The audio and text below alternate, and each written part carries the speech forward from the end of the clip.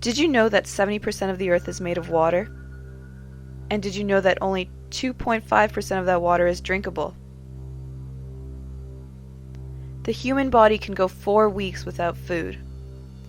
It can only go 5 days without water. Today, the biggest concern for the future of humanity is the question of availability and access to fresh water. Who has it? Who needs it? And as it continues to be privatized, who will be able to afford it?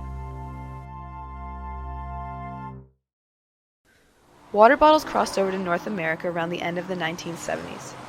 They were originally tailored to businessmen and were sold in glass bottles. Eventually, bottling companies started marketing water as a healthier alternative to tap water. They began using words like pure, fresh, and clean.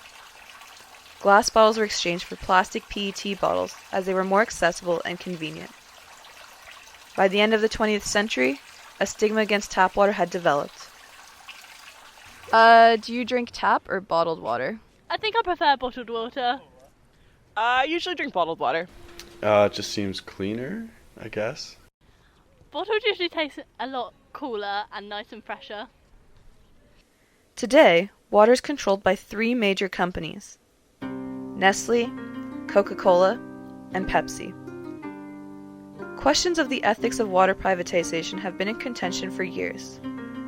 On June 17, 2010, Pablo Solon, the Bolivian ambassador to the UN, presented a resolution declaring that available, safe, acceptable, accessible, and affordable water and sanitation should be a human right. Canada was one of the first to reject this resolution. What are the major problems that arise from water privatization? Essentially, companies are draining lakes or using filtered tap water and charging 1,900 times the original price. Today, a gallon of water is 600 times more expensive than a gallon of gas. Along with denial of basic human rights, there is also the numerous problems that arise from bottled water alone. Dr. Charles Trick, a specialist in ecosystem health, explores water pollution as a result of plastic water bottles. I spent a lot of time on the oceans, and I recognize that, among other things, the world of plastic is an absolutely serious problem in the ocean.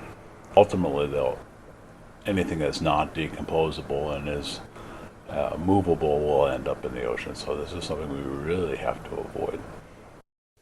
Oceans aren't the only bodies of water at risk. Bodies of fresh water are also affected. The increase in demand for bottled water results in the draining of major lakes and rivers. I think that's the biggest issue. If you were to draw lots of water from a single catchment and export it around the world or around the area, then ultimately it's not recycled back in that catchment and the catchment will dry out. I think the reality is it gives us the wrong perspective of how to handle this. However, many people don't take into consideration the regulation process of bottled and tap water. Water bottled within the U.S. state borders are not subject to regulation. In Canada, water sold within the country itself does not have to undergo cleanliness protocols. Tap water, on the other hand, depending on the size of the city, is subject to regulation checks at least 400 times a day. Well, if you're looking at health regulations, we know that our tap water is highly regulated through both engineering and through health facilities of townships or for cities.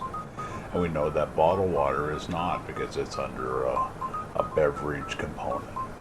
So you can have a high variation in the amount of compounds in bottled water, and the most kind of striking is arsenic, that would not be tolerated in a city drinking scheme.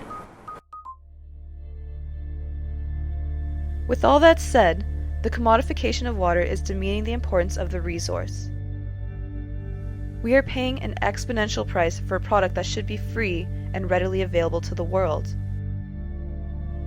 Bottled water has become the biggest scam of the 21st century, putting our planet, our bodies, and our future in danger. After all these claims against plastic bottles, is the convenience really worth it?